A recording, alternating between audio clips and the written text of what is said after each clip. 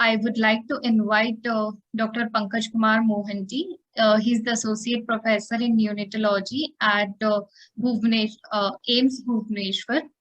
Sir, yeah, I would like you to take over. Thank you, Aboli. Thank you all the panelists, and thank you, and good afternoon, everyone, all the attendees. So without wasting much time, we'll be straight going to the topic. The topic is neonatal shock. Now, I want this active participation because it may not be possible while I'm delivering my lecture, but end of the lecture, any questions you can ask, we can clear the doubts.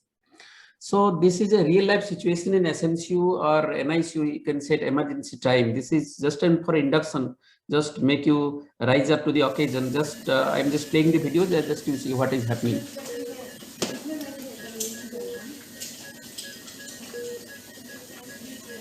Sissy, come fast, baby is arrest. Sir, क्या लेके आना? Emergency train. Emergency train नहीं है. Laryngoscope. So resident is telling baby may be having bradycardia and going to be arrested, and he is demanding for all the emergency trays and everything, and which is not available at the time. He's working with that of EMBU. Now EMBU is also not working well. So this can happen to any of us. I mean, this is a very real life situation when the baby is in shock probably, and we actually attend at the 11th hour, and probably we miss the golden time where we can pick up the shock early and we can treat. So this situation you want to avoid. Every SNCU or every NICU, this situation can rise. So we want to avoid this situation. That's why the seminar is all about. So I'll be. So my objectives will be able to. You should be able to, after the end of my lecture, you should be able to identify shock, know the causes of shock. You should also know the early. You should early able to recognize the shock. And you should be knowing all the equipments which is required for the management of the shock and the drugs required, able to monitor shock very effectively, understand and execute management plan, inotrope calculation, decision on decrease or increase of any inotropes that you should be doing effectively. And also at the end, you should be able to decide the early referral and transport system. So this is going to be also a part of my topic discussion. So just to discuss about one case scenario, which will be discussed in the last slides also when I finish my presentation. This is a hypothetical case of baby X born to a primigravida mother, delivered at 29 weeks of gestation by emergency cesarean section. Now the indication is PROM and decreased fetal movements. Baby cried after birth, weight was 980 grams, developed tachypnea, given positive pressure ventilation for 30 seconds. Baby was shifted to NICU for further management, but the baby remained hemodynamically stable, almost maybe up to the 1.5 day on CPAP. But at 36 hours of life, the baby was seen to have desaturations. The saturations went down, increased oxygen requirement. The baby developed tachycardia and low volume pulse. So in the case scenario which I provided you, what may be the cause? What is the sudden deterioration of the status? Why it is occurred, and how to manage the baby in the current situation, and how to make the baby survive. Now this is a second case scenario. Baby of Y born to primigravida mother at 38 weeks of gestation by cesarean section. The indication was pathological NST and decreased fetal movement again. Weight was 3 kg, born through thick MSL, meconium stained liquor. Baby did not cry after birth, required positive pressure ventilation for 2 minutes, and baby suffered perinatal asphyxia, Apgar score given 3 and 5 at 1 and 5 minutes, admitted to NICU. At 38 hours of life, the baby developed seizure, cyanosis, and had bradycardia, desaturation, had to be intubated.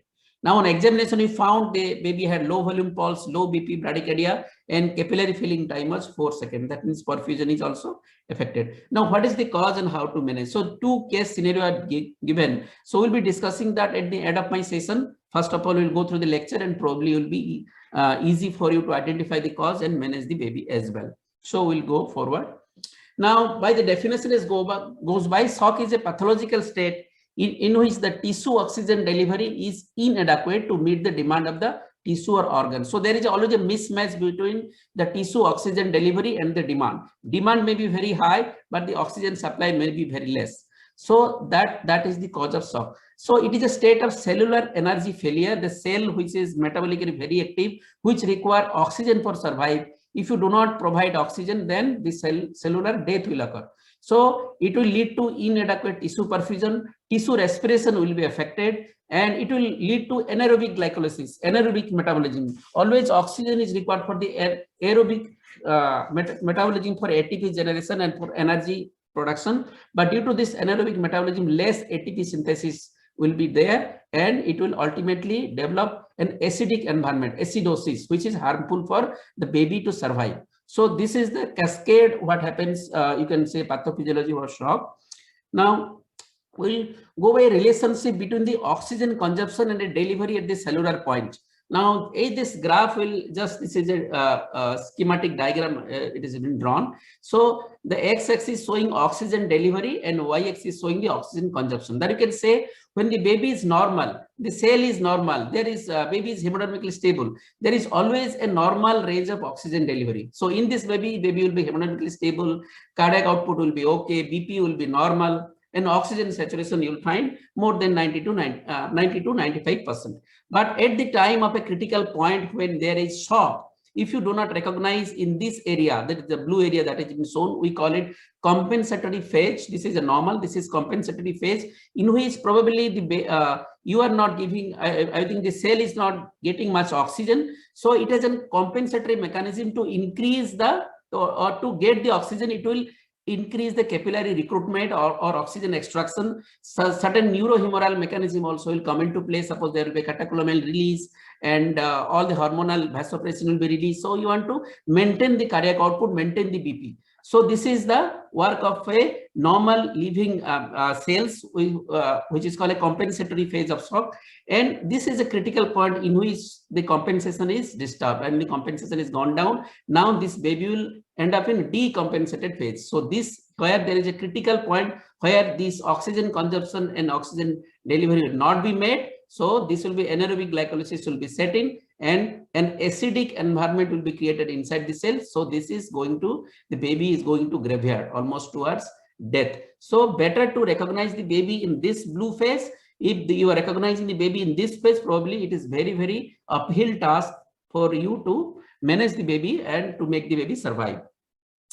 So the phases of shock, as I have already told, one is a compensated shock, where the complex neuroendocrine and autonomic compensatory mechanism will come into play. So this body will try to do some mechanisms to conserve the oxygen, to maintain the cardiac output, to maintain the blood pressure, to maintain the perfusion by certain mechanism, as I have told you.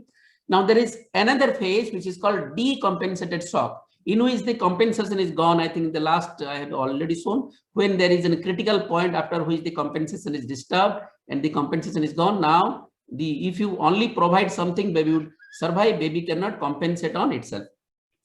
So this is called decompensated phase, in which there is exertion of the neuroendocrine and autonomic mechanism. And lastly, this baby is already into the graveyard. They may be here, the baby already lactic acidosis is much, and hypoxia has progressed. So probably this is going to be an irreversible shock, or we call it multi-organ dysfunction syndrome. Okay, this all the organs, vital, non-vital organs, all are being affected. So in the compensated phase, what happens?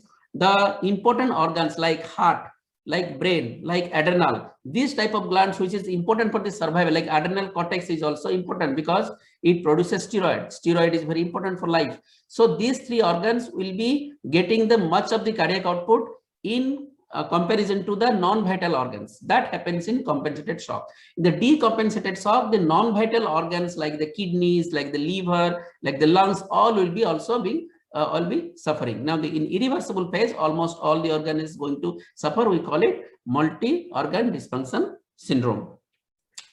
So what may be the etiology? So one etiology maybe, which is very, very common, is hypovolemic shock, where there is a blood loss or fluid loss.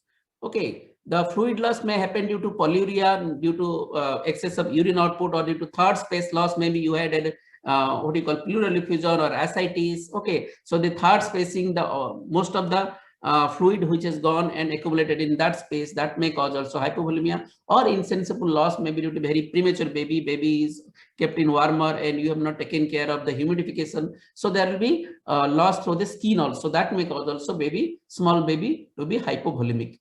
It can be absolute or relative. Absolute maybe if it is visible like blood loss. Okay, you have feto-maternal hemorrhage, feto-placental hemorrhage, or a subgaleal bleed in the brain, the scalp and outside. So it contains much of their cardiac output. So it's visible that baby has lost lot of blood. Now there may be a relative loss, like it is not visible but still there is a loss, like in sepsis due to vasodilation, capillary leak due to systemic inflammatory response syndrome, or medication like some of the drugs we give that may also cause volume loss, like your furosemide you give sometimes. Okay, that may also cause. Now this is usually very important in terms of the neonates hypovolemic shock. Also important is cardiogenic shock. Now the cardiogenic shock can happen due to myocardial dysfunction. The heart is not pumping well.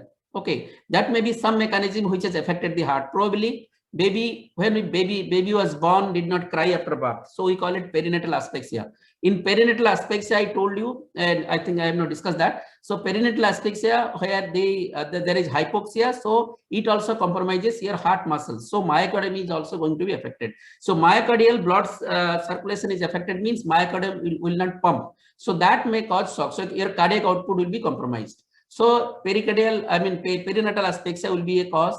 Congenital heart disease due to some reason or other, maybe some stenosis, maybe some some heart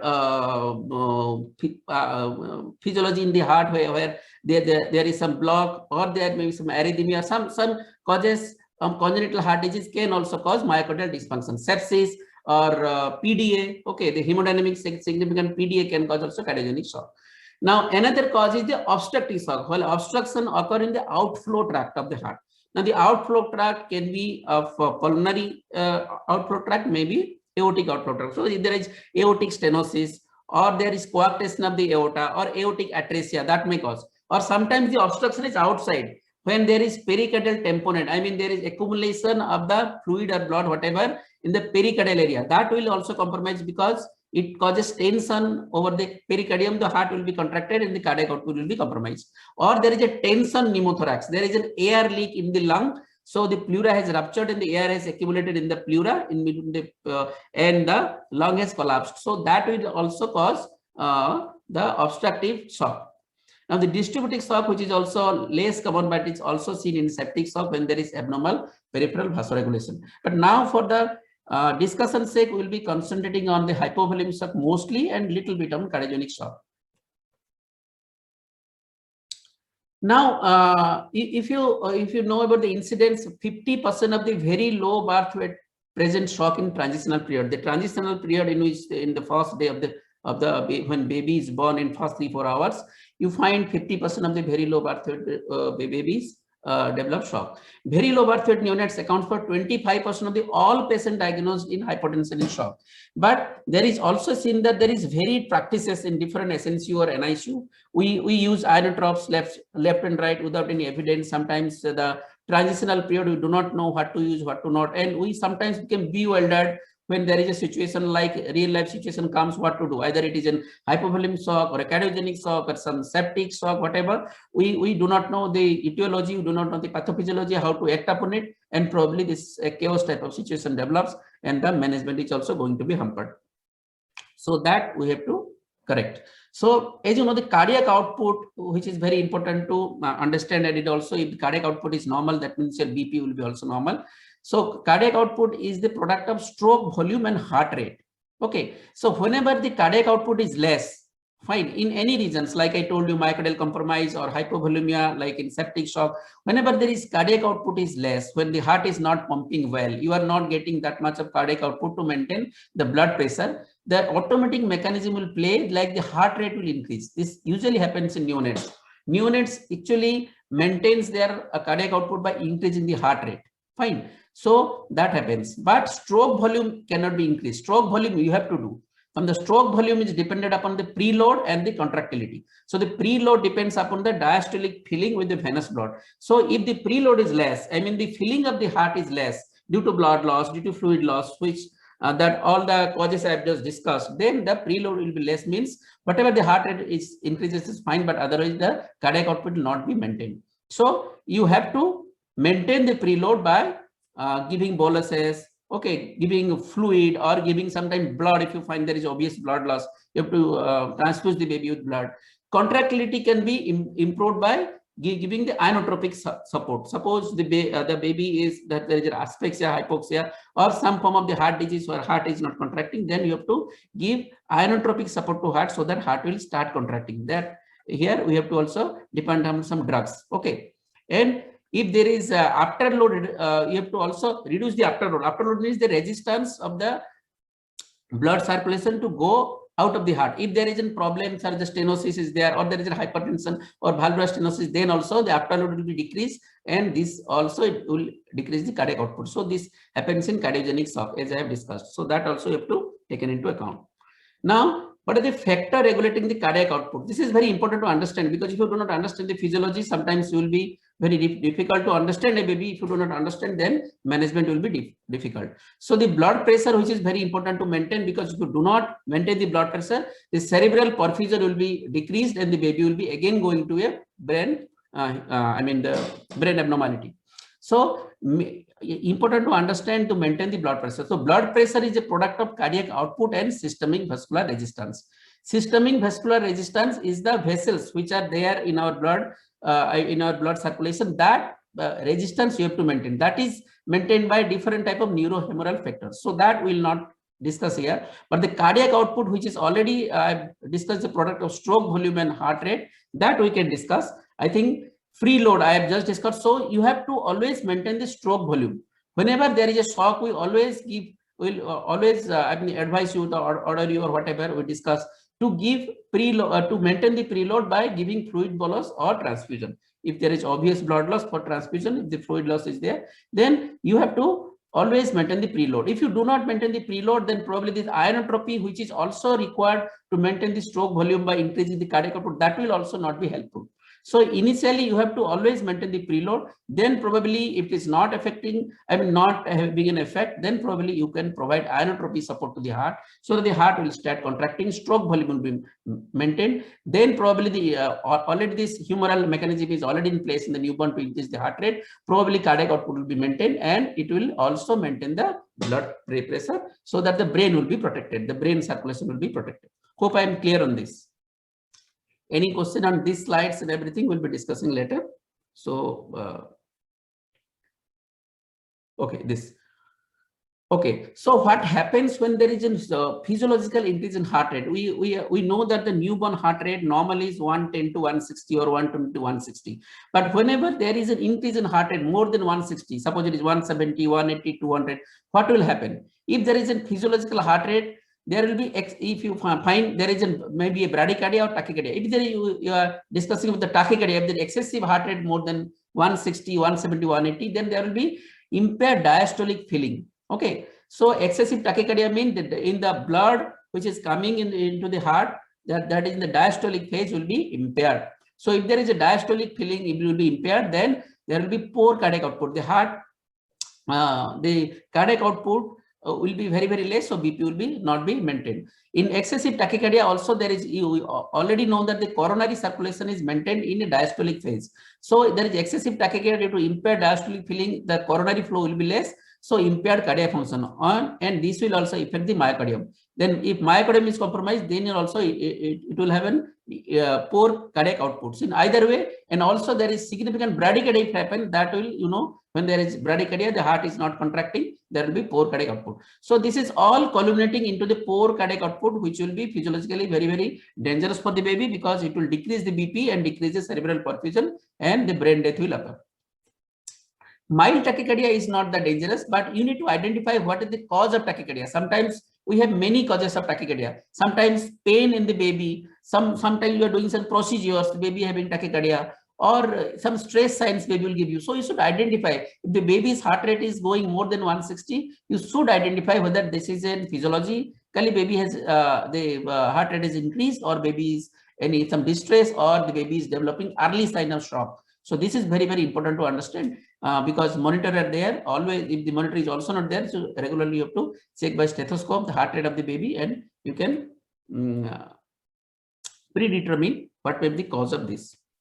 So what are the indices of poor perfusion? As you know, the shock, the manifestation of the shock, one is the poor perfusion. Okay, so if the baby is having tachycardia, I told you, low poor pulse volume, or the CRT is very, very important, that will be discussed in detail. So capillary refill time or capillary filling time, if it is more than 3 seconds, then probably we have tissue perfusion is affected. Baby is developing sudden pallor and skin mottling and pallor. This is also a sign of poor perfusion. Okay, poor perfusion means heart is already being affected, the cardiac output is poor, BP is also poor. Now decrease urine output after day 1 or day 2, because we know first 1 or 2 days baby may have decreased urine output, physiologically, maybe less than 1 ml per kg per hour. So this is a very soft marker, but you should identify if the baby is, maybe urine output is not normal previously, but you found the baby is now having decreased urine output. So this is significant. Periphery to core temperature. Now this is also going to be significant in case of sepsis. We see if there is an core and periphery temperature difference is more than 3 degrees, then also the baby, this is also a sign of poor perfusion. Now this is also become very important, lethargy and obtundation. If the baby was previously active and alert, playing, and I mean very much interactive, taking feeds well, but now we found if the nursing officer found that this baby is now become asked to today become lethargic and is not responding to any painful stimuli, then that is also sign of poor. Hypotension is a late sign, yes, but you should identify, though if you identify those signs probably, then probably baby will not develop hypotension. Now hypotension, if you do not take any advantage of identifying those signs, then probably baby will end up in hypotension, and which is a late sign. That means baby is already in the graveyard. You have to do some emergency measure to save the baby. Now this is also a late sign, increase lactate. This is, I told you, this is when the anaerobic glycolysis, as you remember in the first slide or second slide I told, when there is anaerobic glycolysis, the cell is not getting any oxygen, lactate will be produced, so acidic environment will be produced, which is harmful for the baby. So these are 2 late signs, but these are all the early signs which you can identify and you can manage upon it. So early recognition is very, very important. These slides also giving you importance, what is the importance of early recognition. So early recognition signs are poor activity, lethargy, or stupor. Stupor means if you are giving a painful stimuli, suppose baby is not reacting, that means baby is in stupor. Lethargy means a change of consciousness. Baby sometimes active, sometimes always sleepy. Okay, activity is poor. Hypothermia without any. Suppose you find the baby is very much hypothermic, then this is also early recognition. Baby might be in shock. Color of the baby, dusky color, cyanosis, prolonged CRT. I'll be discussing that. Capillary refill time, tachycardia and tachypnea, sometimes apnea also. So these are the few early recognition of shock that you can go by. And if you are monitoring the baby effectively, you have a monitor in place and the manpower are there, so that this early sign you can pick up and act upon it, so that the baby will not land in late signs where the management will be very, very difficult. Now these things I want everybody should understand. Stop sign. What is stops? Now whenever you are attending a baby, suppose if first time attending or you are keep on seeing the baby, always see for these stop signs. That is a sensorium. Okay, whether baby is active, alert, lethargic, or stupor. What is the temperature? You can also see the difference between the core temperature and the periphery and core temperature, that can be seen. But at least baby should be maintaining the normothermia, that is 36.5 to 37.5. Okay, if the baby is cold stress or mild hypothermia, then that is a signs of early recognition of shock. One is oxygenation, whether the baby is in room air or if at all in room air, what is the oxygen saturation? That also important. How the baby is oxygenating? It is oxygenating on its own, or we are giving some support. Perfusion is important, that will be discussed. Okay, what is the capillary refill time or capillary filling time? Saturation is again very important. So you can use the pulse oximeter on the right hand, then you can know the saturation normally is 90 to 95%. If it is less, then that is the sign. So everybody should identify the stop sign, that is sensorium, temperature, oxygenation, perfusion, and saturation. Now this I want to focus always, because this is very, very important, where there is no gadgets is required, only manpower is required. If you know the methods of doing this CFT, then probably this is the very rewarding to identify shock very, very early. Okay, so CFT determines peripheral circulation and cardiac output. Technique is important. I'll be demonstrating a video on this.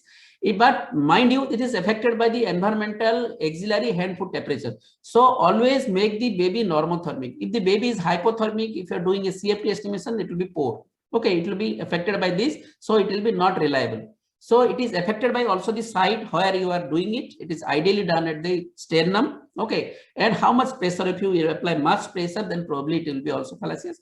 So where you are doing is important. The site, usual site is over the sternum. Pressure is important, so you should apply mild pressure. Make the baby normothermic always when you are doing a CFT, capillary filling time estimation. Then always baby should be, if the baby is mild hypothermic or stressed, in stress, cold stress, then probably you have to make the baby normothermic. After that, you can monitor for CFT. So capillary refill time of 3 seconds or less is traditionally accepted as normal. Now, how it is done, just I will show you a video. So please, I'll play it 2 times. So just have a look. 1001, 1002, 1003, 1004, 1005, 1005, 1004, 1003. Again, so please. 1001, 1002, 1003, 1004, 1005, 1005, 1004, 1003. See, this our resident has tried to demonstrate you CFT. So what he has spelled it 1001. It is not 1. So 1001 is 1 second. 1002 is 2 seconds. 1003. So 1001, 1002. What he has done, he has spelled up to 1005. Then by reverse count. So when you are applying this pressure here, the sternum. So he just in the middle of the sternum, he is applying that. 1002, okay, 1003, and 1004, 1005. Yes, so mild pressure 1005, over the sternum, 1004, lifting it up 1003. and see how much time it takes to refill back. So always always make the baby normothermic prior to it. Make sure that you are applying a pressure, use your index finger over the sternum. Then spell 1001, 1002, 1003, 1004, 1005. Reverse count it 1005, 1004, 1000 and see how in which time it capillary refills back. Or you will, because first when you are applying pressure, it will be blanched. Again, there will be refilling of the capillaries. So it will regain its normal color. So that second, that how much time it takes to regain the filling, that will tell the capillary refilling. So in our case, it was 3 seconds, which is quite normal. It is even less than 3 seconds because 3 seconds already this blanching is already disappeared and refilling is occurred. So less than 3 seconds. So you can see this. This is our baby, this is NICU baby admitted. Baby is on CPAP, and by just seeing the CFT, you can tell that this cardiac output is normal, heart rate is normal. I mean, this baby is not in shock, BP is normal. These are all the corroboratory signs just with a simple test if you understand and do it correctly and applying the correct technique. Okay, so what is the hypotension then? See, at the point of time, sometimes when the baby land up in shock, you have to monitor the blood pressure also. But hypotension, unfortunately, it's a late sign of shock. But for a matter of just understanding mean BP, you always have to consider on the mean blood pressure. If it is less than 30, then we call it hypotension in a neonate.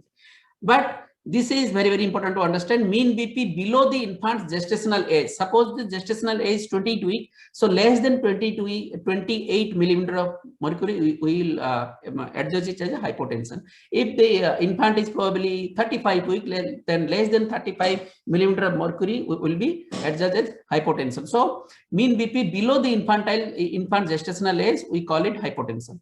But also it is said BP value accompanied by critically detectable evidence of circulatory compromise. If any BP, but you find the BP is maybe this baby's BP might be more than 40, but you find there is evidence of detectable clinical circulatory compromise like decreased urine output, which is rest level. But CFT, it is 3 or more seconds, and then there is acidic environment. Suppose you do a blood gas and see there is lactic acidosis, then probably also you have to manage. You have to think that baby is in shock, so you have to manage this shock. So what are the methods of monitoring the non-invasive blood pressure? Ideally is the invasive, which is very, very cumbersome, but we should have this non-invasive as way of monitoring the BP. So important is the proper BP measurement is critical for the neonates, as you know. The cuff size is very important. Okay, so there are different cuff size which we'll be discussing next slide. So the width of the arm circumference ratio should be closest to 0.5. So BP cuff should cover more than 50% of the arm width. Okay, you have to take the arm width and BP cuff, whatever the cuff is there, the middle side, the cuff is there, the cuff should, bind it, or this should cover more than 50% of the width. Location always in the right upper arm. Okay, but you can use the cuff after a few initial days, fast postnatal, few 2 to 3 days. You can use cuff also, because you sometimes take forelimb BP in heart disease, also take forelimb BP, but right upper arm is ideal. Method is the oscillometric devices that you have a multipara monitor. Okay, so that if you attach it, then it will show BP. I will show you in a video. The consider mean BP. So in this oscillometric method, the mean BP is the reliable, not the systolic or diastolic, for comparing with the normative data. Whatever the normal data we have, you should compare with that of mean BP. And low BP less than 30, sometimes it is not reliable. So if it is consistently finding BP is less, then this method may not be reliable. So you require invasive BP, but for the matter of sake, for the managing the baby in SNCU and NICU, we always depend upon this method of monitoring the BP. So this is the cuff size. Okay, so we have different size of this cuff, 1 to 5. Now if your limb circumference, that is the upper arm circumference, if it is 3 to 6, then cuff size will be 1. 4 to 8, it is 2. 6 to 11, cuff size is used is 3. 7 to 13, cuff size used is 4. And 8 to 15, cuff size is 5. So these are the cuff sizes. We have 4 sizes in our NICU. Then I have just shown in a picture. Okay, so it should at least approximately 50% of the arm circumference of the cuff bladder. The bladder is here, so it should be covering that. So this is very, very important, because if you do not use it properly, the cuff size will be mismatched with that of limb circumference. Then their BP measurement will be at fault. So very important to understand the Zubrow chart. Okay, so this is the commonly used chart in our ICU. So this is how the charts, you can also download it from the Google and you can paste it.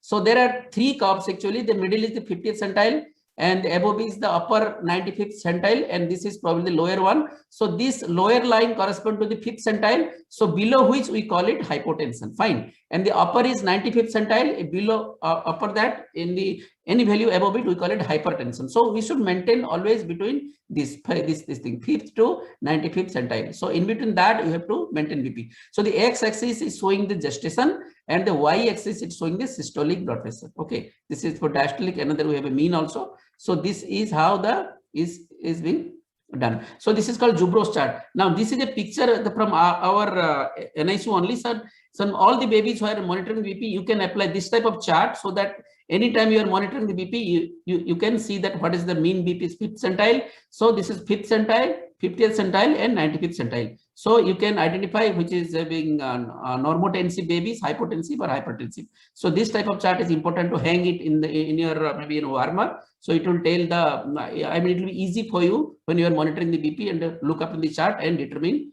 whether the baby is having normal BP or not. Now this is another video which is demonstrating NIBP. Just have a look.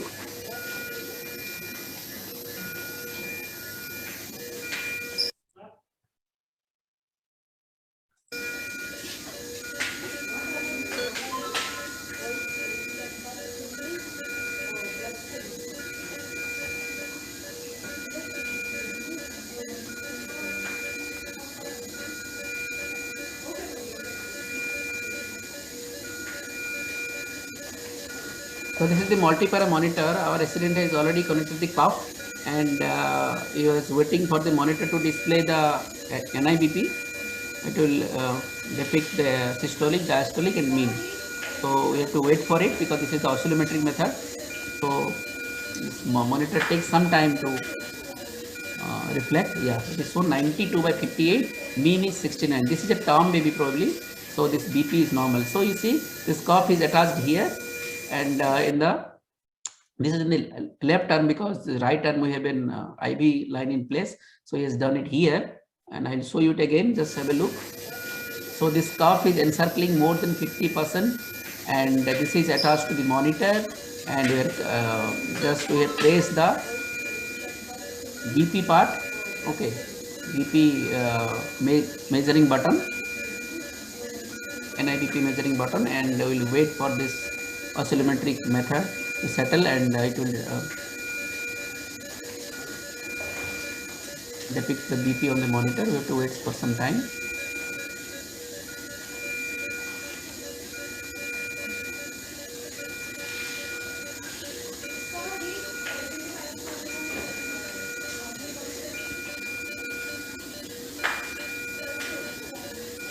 Yeah, so this is how it is done. So now coming to the management. So management can be supportive or specific. Supportive management, you have to always maintain the normothermia, temperature, airway and breathing, which is it is taught in NRP, it is taught in everywhere, but here also it is true. You have to maintain normothermia, that is 36.5 to 37 degrees centigrade. Airway patency should have to be maintained. Okay, the baby should maintain the airway, there will be no secretion, airway should be clear. Breathing, any respiratory support you can provide free flow oxygen, you can provide some sort of non-invasive support like CPAP or NIV, whatever. Okay, so breathing part you have to maintain, and always maintain these two things, because if you do not maintain the normoglycemia and normoxemia, then baby will probably, you cannot manage the shock. So always maintain the glucose, which should be more than 45 milligram per percent. So less than 45 will be hypoglycemia. Normoxemia will be SpO2, you have to maintain 90 to 95%. Fine. After maintaining this, we have to check the circulation. So if this will come under the specific management to restore the perfusion. The circulation, if it is poor, suppose you have a low volume pulse with tachycardia, then you have to go for fluid bolus and ionotropes probably. So we'll be discussing on subsequent slide. So regarding the fluid boluses, the fluid of choice is always normal saline. It is 0.9% normal saline, which is available in your SNCU. Okay, use infusion pump is better because you want to correctly give how many ml per hour, how many, but you can also use micro drip set, which is used in pediatric drip set, micro drip set, that we'll be discussing later. Okay, so but infusion pump is better, means you can ideally you can control how much volume is given to the baby. Okay, so it is not given as such like immediate, it should be given over 30 minutes to 1 hour. Fine. All the boluses, I mean all the ionotropes, whatever is given, it is always given in an infusion pump, and it is given over a time. It is not given stat. So this will help you to differentiate shock. Suppose giving infusion, it was giving the normal saline bolus. Now check for the fluid responsiveness. Okay, fluid responsiveness means if the baby is having tachycardia, the tachycardia will settle down. Okay, if the capillary refill time is more than 3 seconds, it will also come normal. Okay, heart rate will be settled, pulse volume will be better. So the fluid responsiveness will be checked. Okay, the hypovolemic shock sometimes you go higher, 20 ml per kg over 30 minutes to 1 hour. Septic shock use less volume because there is capillary leak, there is accumulation of the fluid over the third spacing is there. So there is accumulation of the fluid outside. So you use very judiciously in case of septic shock. In case of cardiogenic shock also, because cardiac output is poor, and extreme preterm babies also by giving bolus, there is chance of interventricular hemorrhage. So you have to give slowly. You have to give bolus slowly so that you can avoid this condition. But always use infusion pump or a drip set maybe, and always give over 30 minutes to 1 hour. Okay, at least 30 minutes. Do not give it as such. Okay, that will harm the baby. In case of preterm baby, if you give as such, it will cause IVH. Okay, so at start you should not give any drugs. Not even fluid boluses, not even ionotropes. You should not give stat dose. So these are the few ionotropes I want to discuss, but just for the completion purpose, dopamine, actually this is an inotrope, it increases your cardiac output, but it has also an effect. If you give dose more than 10 microgram per kg per minute, it can cause vasoconstriction. So you have to use it judiciously. It is a fast line in cardiogenic and distributive shock. Dose is 5 to 15 microgram per kg per minute. We sometimes do not go more than 15 because, you know, obviously I have discussed causes vasoconstriction. Now, in case of an renal and hepatic disease, the clearance is decreased, so dopamine has to be used judiciously. Now, another drug which is commonly used is another inotrope is dobutamine. It also increases your cardiac output, but the mechanism is different. It increases the force of cardiac contraction. Myocardial contractility will be increased by the dobutamine. Fine. So it also decreases the peripheral vascular resistance. So it is used in again cardiogenic shock, parental asphyxia, which is causing myocardial compromise. Okay, and it has variable effect on BP. It has greater ability to increase BP. The dose is 5 to 20. You can, in dopamine, we do not go beyond 15, but you can, dobutamine, you can go beyond 20. But it has decreased the peripheral vascular resistance. Sometimes you have low volume pulse also. So you have to also use judiciously. So another two inotropes which is also used in our ICU, which is though rarely, but it is used, epinephrine and norepinephrine.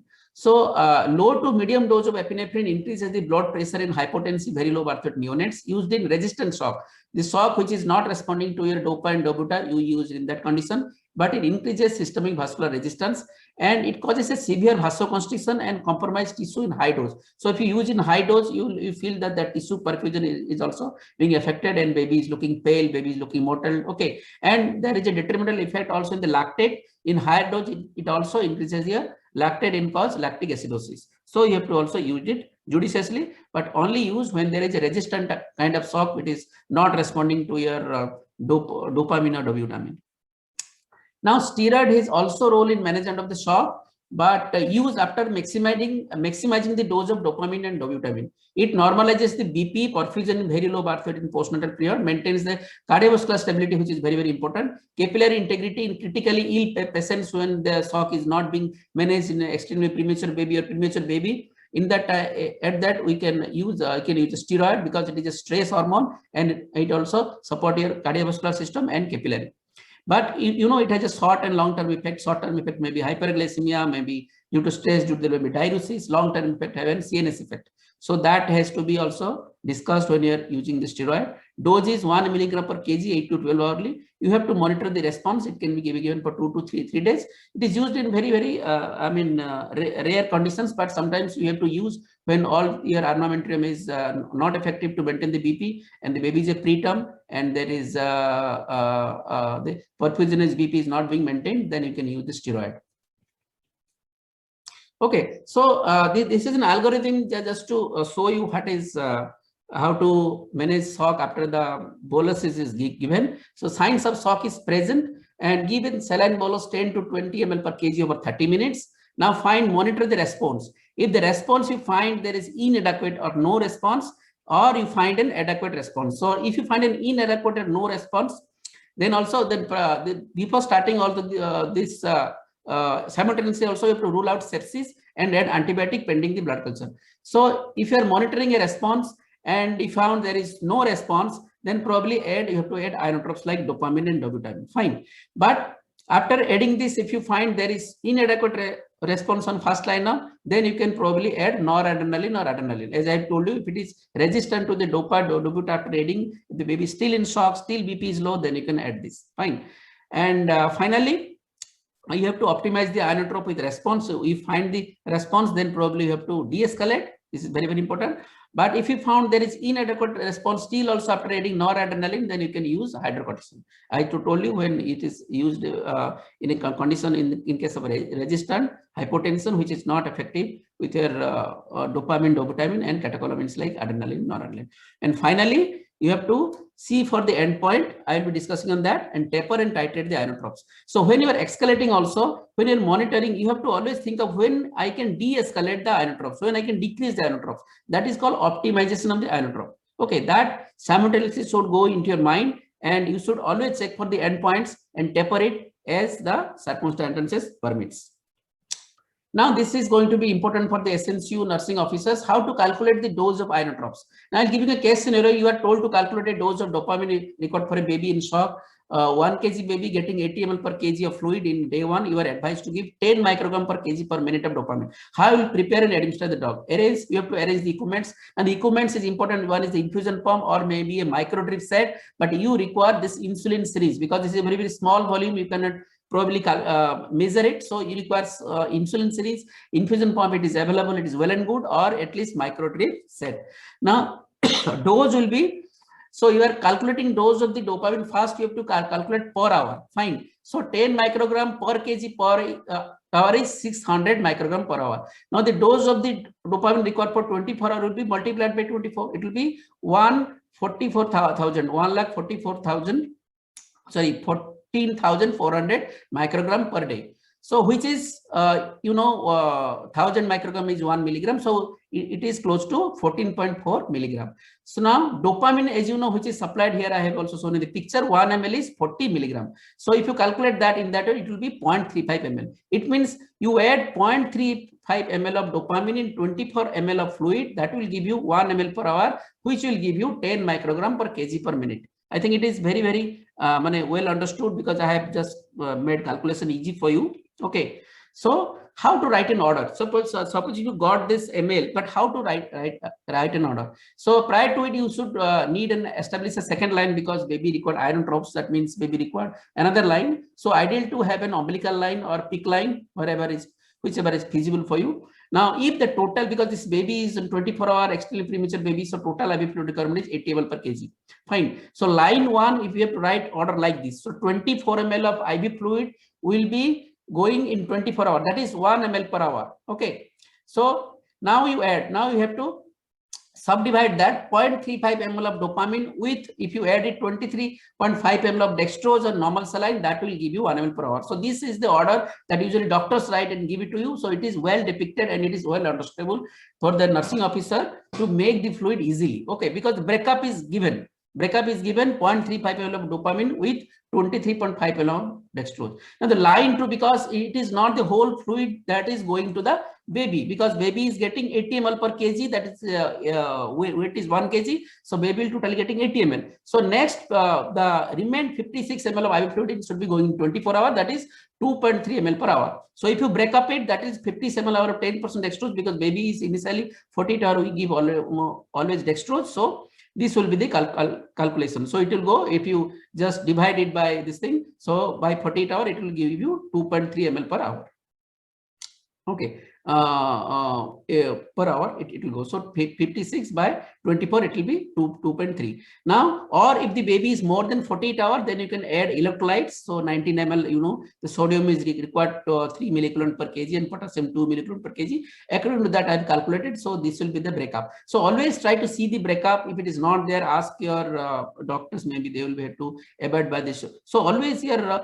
In case of shock, you should not just tell give this, give that. So you should write always in a legible manner, to be understandable manner, so that it will be helpful for a nursing officer to follow your advice, so that baby will be managed ideally. Now, how to write? If you do not have any, your infusion pump, then you can use micro drip set. So, you know, 1 ml is equal to 60 microdrops. So the number of microdrops is equal to the ml of fluid per hour. So in above case, we are giving probably 1 microdrops per minute will be 1 ml per hour. So that ml per hour is equal to the microdrops per minute. So, but you have to meticulously calculate and see the microdrops. So to count it microdrops before just, starting the infusion. So that has to be done by the nursing officer or doctors who are there. It is very, very important, because you want this much of the drugs to be given to the baby. Anything less or higher will make the baby deteriorate. So this is the monitoring chart. As I have written here, eyes cannot see what mind doesn't know. You should know what you are monitoring. It's very important that you should know what you are monitoring. Fine. So what you are monitoring, this here you have to monitor the heart rate, the respiration. I think it is little bit of going out. So I can make it. Just give me a few time. Okay. So yeah, you are monitoring. So always, managing of the SOC should be in a timely manner. So you should always monitor half an hourly. Every half an hour chart, so it should show the time in half an hour, and you should monitor heart rate, respiratory rate, capillary filling time, SpO2, NIBP, activity of the baby, temperature, RBS, and urine output in ml per kg per hour. Now this has to be done at a heart rate, all things up to activity and temperature. It should be done every half an hourly, because you know the baby is in shock. Then you have to manage. So you can see here, I just show you the baby was almost fine. It has gone also there. Yeah. So at 8 ml, you have taken the round and see the baby's heart rate is 156, respiratory rate is 56, capillary filling time is 3, SpO2 is 96, NIBP you have measured. This is a term baby more than 45, activity is normal. So this is a hemodynamically stable baby with a normal temperature. Sugar is also normal, urine output is good. So everything is fine. Now what has happened in the hours is, when you come at probably at 8:30, you find this baby again become tachycardic. Okay, respiratory rate has gone up, CFT is borderline 3 seconds, and SpO2. So if you have monitored this 8:30 to 8 a.m. to 8:30, this monitoring chart is very, very important, because this will tell that something is unwell in the baby. So baby has deteriorated, the activity is reduced, The temperature is also, baby went into moderate hypothermia, this cold stress, and NIBP, though it is maintained, SpO2 is in borderline, CFT is also 3 seconds, that means close to, I mean, it's plus minus the perfusion is affected. The respiratory rate is 64, more than 60, anything less than 60 is normal, it is gone up. Heart rate is also a little bit of high. So you should not ignore this type of thing, I'm telling. What happened is, when you come at 9 o'clock, you find baby is already in shock. Okay, the heart rate is 180, respiratory rate has gone up, SpO2 is 90, though maintained, NIBP is, it has gone almost touching 30, and means is going towards hypotension, baby is lethargic. So you find this baby having a tachycardia, low volume pulse, BP going down, and baby is lethargic. So you try to give bolus, fine. So at the time you give bolus and you monitor, and you monitor the baby, then you find at 9:30 probably the heart rate is decreased after half an hour, because you given the bolus for half an hour. Now the heart rate is decreased, respiratory rate is also going to be settled. CFT is very, very important. It has come to 3 seconds. SpO2 has improved. Baby's activity was lethargic. Now it is reduced, but still you can just monitor the baby and see. So now you can see the baby is going to be little improving in terms of shock. So my point is to make you understand this monitoring. You should always have a monitoring chart in your SNCU or NICU, whatever. And you should always, whenever you are suspecting a shock in the baby, always try to tell your nursing officers or even yourself also to monitor the baby half an hourly and take all the parameters into account to just early recognize the shock, so that baby will not run up in late signs. Suppose the baby is hypotension, there is a late sign. That means you have not recognized the baby when the baby is when baby was developing shock. So that is my take. So therapeutic endpoints, as I told you in that flow chart, you should always identify the therapeutic endpoints. Suppose you are treating the baby, but you are not looking for the therapeutic endpoints. So when you are going to stop the therapy, when you are going to de-escalate the therapy, so every escalation should have a point in your mind that what are the things that I should have when I will de-escalate my therapies. So when CRT, the capillary refill time is less than 3 seconds, you have normal pulses with no difference in quality between the peripheral and central. Warm extremity is important. Urine output is improved. Normal status, I mean, baby is lethargic, now baby is active alert. Normal BP for the age, normal glucose, and there is no difference between the post, I mean the right upper arm and the the left arm. There is no difference of the SpO2, and oxygen saturation is more than 90 to 95. So if you reach in these points, then that is called therapeutic endpoints. You can start de-escalating your therapies. Now you should also know what is cause of refractory shock, when need to refer. This is important. Now some of the shock which you already have discussed, like pneumothorax, when you found you are giving some pressure in the lungs in terms of maybe baby is ventilated or giving CPAP, the baby has developed air leak. So air leak has occurred, the pleura has ruptured, there is air in the lung and the lung has collapsed. So you have to do thoracentesis. You have to remove the air, otherwise this shock will not improve. Or this baby having a severe anemia, ongoing blood loss, so you have to do blood transfusion to keep the hemoglobin more than 12. Okay, some of the conditions like pericardial effusion, whenever there is a fluid collection in the pericardium, I told you heart is contracted, cardiac output is decreased. In case of large PDA, or in case of obstruction in the heart, suppose you have obstruction like aortic stenosis, you have some obstructive heart disease, that will. So these are the few conditions you have to apprehend. Doctors has to identify that, then you have to need to refer to the higher center where it can be managed well.